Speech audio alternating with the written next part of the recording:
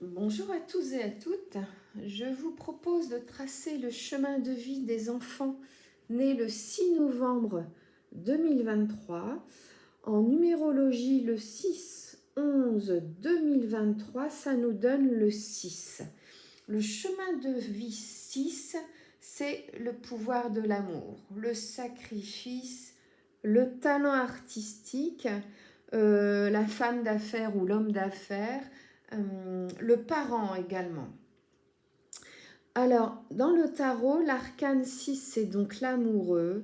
Nous avons là des gens qui seront dans l'indécision devant les choix, qui auront beaucoup de mal à trancher, à choisir, à décider.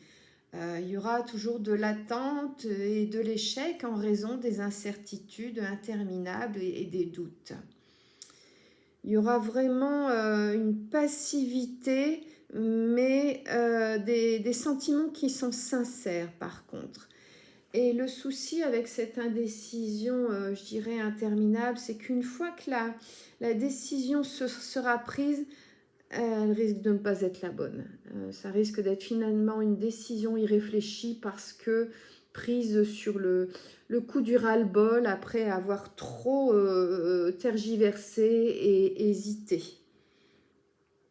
Il y aura des tentations qui pourront être dangereuses ou imprudentes chez ces enfants nés le 6 novembre 2023. Au niveau affectif, ce sera correct. Professionnellement et matériellement, ça va être un peu compliqué, justement parce qu'il y a cette indécision permanente. Je me présente ou je ne me présente pas à cet emploi, mais pourquoi j'irai passer un diplôme, j'en vois pas l'intérêt. Ben non, l'outil informatique ne m'intéresse pas. Il n'y a pas de raison que je change. Est-ce que je le fais ou pas? J'y vais ou non? J'en suis capable ou pas? Donc professionnellement, ça va être un peu compliqué et du coup matériellement, forcément, ça va être compliqué pour ces adultes. La santé sera correcte et l'affectif également. Alors, le chemin du 6, c'est l'amoureux. Les planètes, c'est Vénus et Mars, du coup, hein, Vénus surtout. L'élément, c'est l'eau. Hein, l'eau purificatrice, l'eau qui nettoie, l'eau qui est la vie. Il y aura de la passion chez ces adultes et il y aura une recherche de perfection, ce qui peut encore ajouter à l'hésitation et aux tergiversations. Ce sont des personnes qui décideront en fonction de leur cœur. Ce qui, comme je vous disais, au niveau professionnel, forcément, ça n'aide pas. Ça peut compliquer le quotidien. Il y aura une curieuse combinaison chez ces gens entre le non-désir et le désir, sur tous les plans affectifs, professionnels et familial. Je vous dis, je suis en train de penser à un match de ping-pong. Voilà, j'y vais, je reviens, j'y retourne, je reviens. Ça pourra se voir sur le plan même, par exemple, du lieu de vie. Je déménage, je reviens à l'appartement précédent, finalement je change, je vais habiter dans la rue d'à côté. Ah ben non, c'était mieux parce qu'il y avait la boulangerie pas loin, donc je vais retourner où j'étais avant. Ah ben non, finalement le loyer est cher, je vais encore déménager. On pourra vraiment être comme ça dans un ping-pong sur tous les plans chez ces gens-là. Il y aura aussi une curieuse combinaison entre une certaine servitude et pourtant de la rébellion, du lâcher-prise et pourtant l'orgueil. C'est pas facile du tout à gérer pour ces personnes et encore moins pour leur environnement qui auront du mal à les suivre. Il y aura un lien très serré avec les parents, une grande dépendance affective qui pourra poser des soucis familiaux ou avec le conjoint hein, qui n'acceptera peut-être pas forcément que sa femme ou son mari soit tout le temps chez les parents, à n'importe quel âge de la vie, je dirais. Une grande dépendance affective qui peut poser aussi problème s'il y a une fratrie, parce que ce sont des personnes qui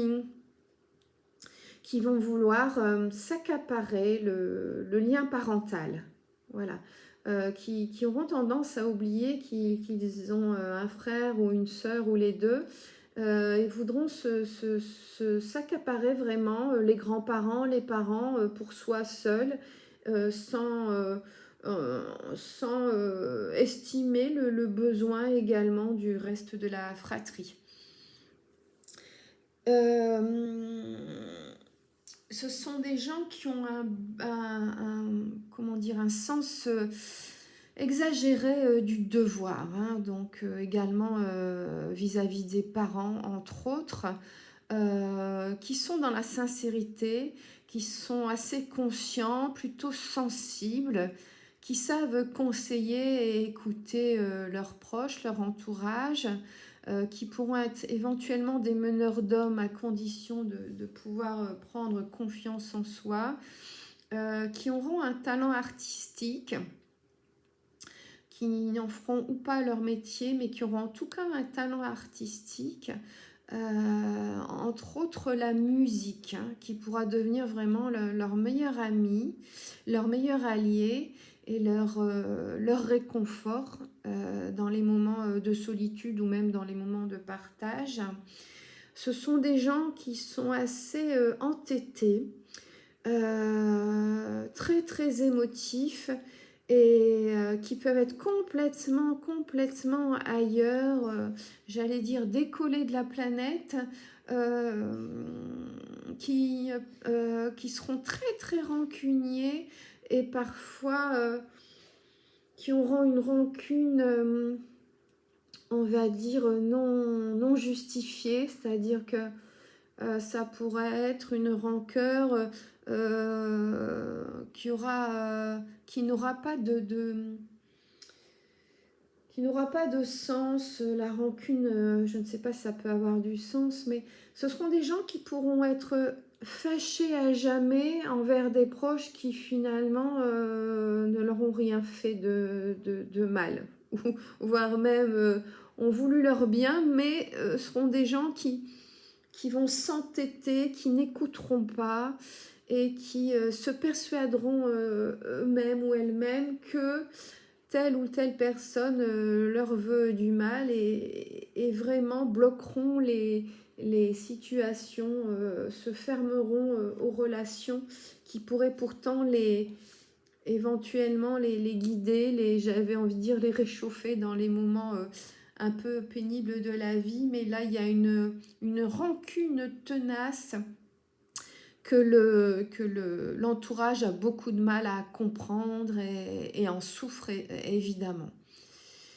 Ce seront des gens qui seront définitivement accrochés à leur code d'honneur, hein, leur propre code d'honneur, encore une fois sans tenir compte par exemple de la fratrie. Pour ce qui est du lien parental, on rentre chez ces personnes facilement dans l'orgueil. Il va falloir que ces enfants et plus tard ces adultes apprennent que les apparences peuvent être trompeuses, qu'on peut encore une fois avoir jugé de travers une situation ou une personne, et qu'il faut savoir écouter, regarder et ne pas s'entêter, rentrer dans une rancune injustifiée, comme je vous disais, vis-à-vis de situations qui vraiment ne méritent pas ce genre de réaction. Ce sont des gens qui aimeront se sentir utiles, servir les autres, mais jusqu'au sacrifice d'eux-mêmes, ce qui n'est évidemment pas sain. Ce sont des gens qui vont toujours avoir l'impression de donner sans recevoir en retour. Et moi, je dirais qu'il faut d'abord savoir se donner à soi-même, puis ensuite donner aux autres. Si on se donne à soi-même, alors on est sûr d'avoir un retour.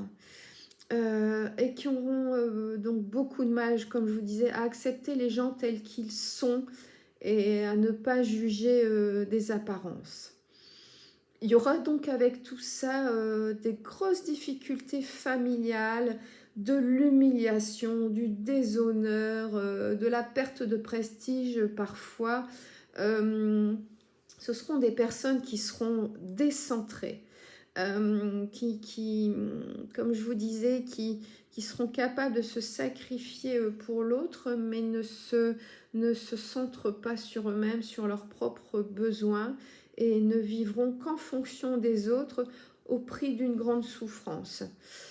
Donc, moi, je ne peux que leur conseiller de s'introvertir, de se retrouver seul avec eux-mêmes pour se découvrir et apprendre d'abord à s'occuper de soi avant de tout donner à l'entourage. Je souhaite à ces enfants la bienvenue parmi nous. Je vous embrasse et je vous dis à bientôt.